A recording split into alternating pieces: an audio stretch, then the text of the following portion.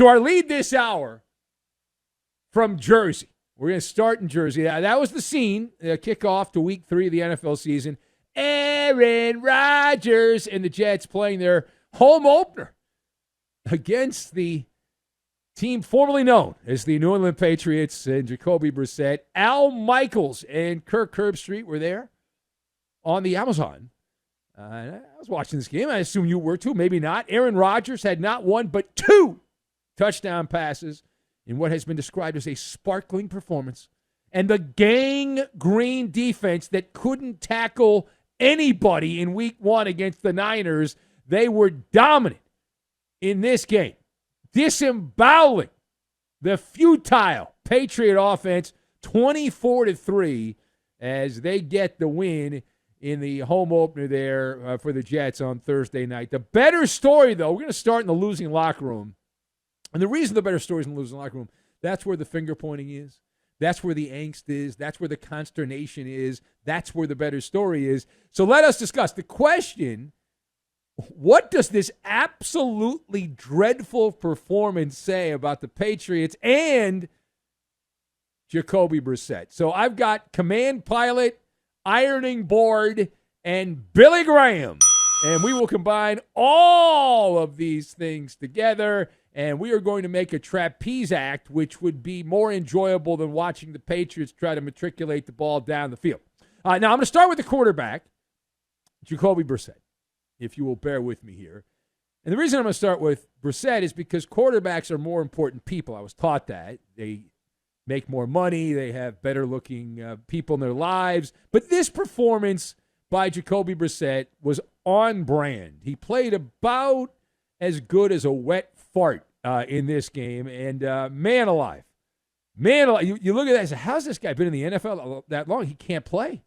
The guy can't play. Who knows the offensive line's fault? No, it's the receiver. Okay, all right. I know. No fault of Jacoby Brissett. These things always seem to happen when he's playing, but it's, Brissett, now he was not good the first couple weeks of the year, not that many people watched because they're the Patriots. However, this was the night that Brissett earned his wings. He did earn his wings. Congratulations. He is a command pilot flying the Vomit Comet with the Patriot logo there. This was a kamikaze mission. 139 yards of offense for a professional football team. 139 yards of offense. They allowed the Jets, if I'm not mistaken, I checked my notes here, I think they allowed over 400 yards to the Jets. Now, the MALLER hypothesis, I'm going to treat this like a Hollywood screenplay. A coming-of-age storyline. Coming-of-age storyline. You've got and I've always had this. I actually learned this in baseball when I used to cover baseball a lot, and sometimes you'd see some oddities early in the baseball season.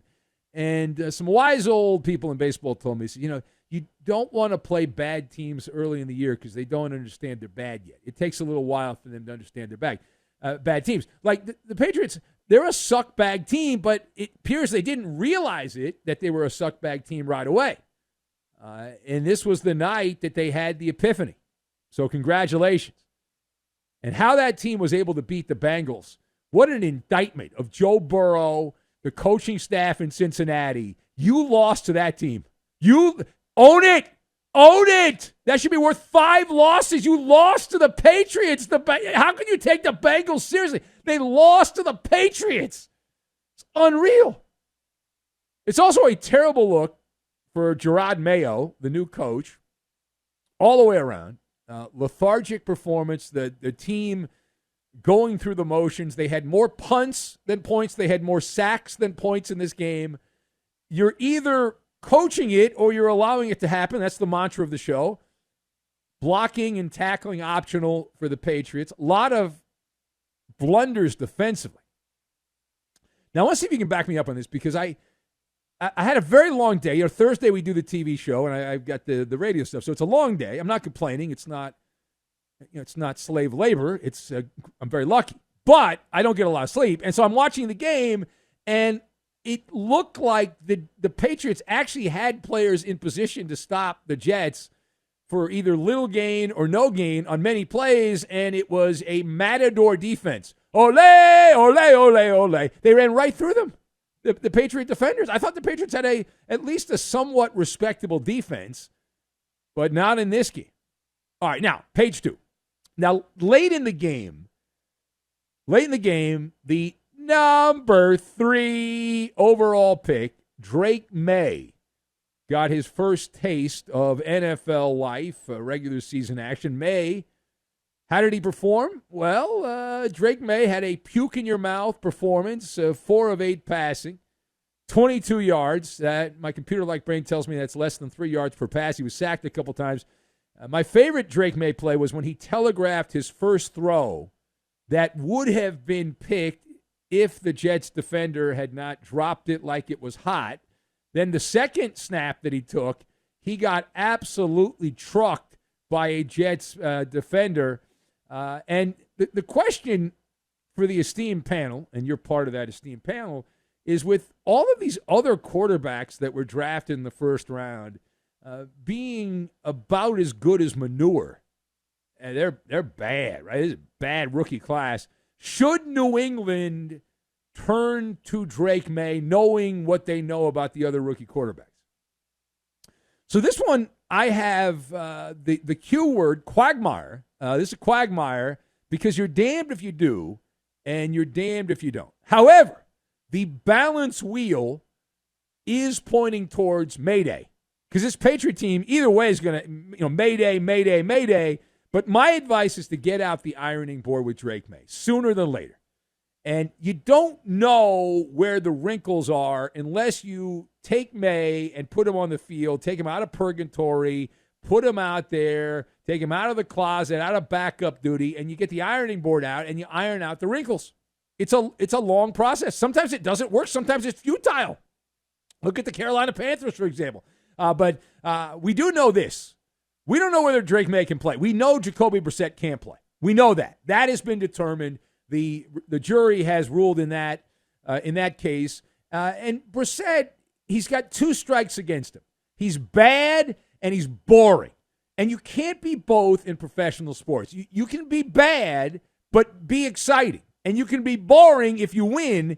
But Maye, if you play Drake Maye, at the very least, he'll be fun bad, meaning that he'll likely stink and have body odor like all these other rookie quarterbacks, but he will at least provide entertainment. And if he's not providing entertainment, he will provide hope because he's young, and everyone young is going to be great unless you play a quarterback for the Carolina Panthers. And hope for better days, right? Hope for better days. Last word. So let's go to the winning locker room. Everyone's got their head in the clouds right now. How many calls are we going to get from annoying Jets fans? Oh, the Jets are back. The Jets are back. Oh, yeah. Okay. So does this performance by Aaron Rodgers silence the many questions around Aaron Rodgers? So my rebuttal is a Johnson & Johnson product, that it is a Band-Aid. It's temporary like a Band-Aid. Now, I didn't see this one coming. I like the points, but this is the first time a team favored by as many points as the Jets were won in the NFL against the spread, for whatever that's worth. But third game in 11 days, no problem, little resistance by a Patriot defense that was as slow as molasses trying to make plays there. But just the whole vibe, it looked to me like a Billy Graham evangelical religious revival for pigskin on my idiot box that I was watching, because the browbeat Jet fan was finding salvation. They were serenading their savior with rhythmic chants, Aaron Rodgers. Yeah. Now, guess what, though? Tough crowd. On my scorecard, you don't get a puffy sticker near your name for beating the Patsies. You don't.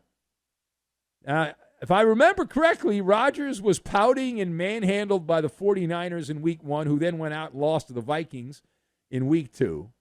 He played slightly better, but not amazing, against the Tennessee Titans. Rodgers did for the Jets in week number 2. And now here we are. He looked more like the vintage that we saw in northern Wisconsin at Lambeau Field, that version. But was it him or was it the opponent? The jury is still out on who the real 40-year-old Aaron Rodgers will be this year, but obviously a vote in his favor based on the results that happened here on a Thursday night. It is the Ben Maller Show. If you would like to be part